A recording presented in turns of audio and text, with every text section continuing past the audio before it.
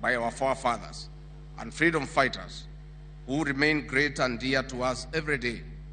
They shed their blood for us into the future, but ahead of us is great work. Mr. President, every year we have marked this day with new hope and great aspirations as a people.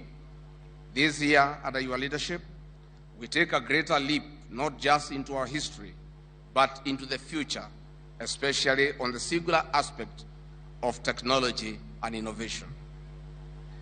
As a departure from the past, where tech economy was a mirage, poverty, illiteracy, and disease was our common denominator. These three enemies made majority of Kenyans slip into a life of great indignity. Your Excellency, today, Kenya has made a considerable progress in the tech race. We celebrate our young people who have continued to make us proud in this space.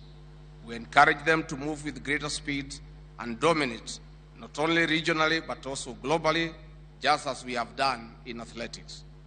This is a great tool towards human liberation. Mr. President, this cause is indomitable. This is a path to an equal Kenya, where every child goes to school, every Kenyan has food on the table, where every Kenyan has access to quality and universal health care, where every Kenyan has clean and safe drinking water. We are leaving no one behind in this race.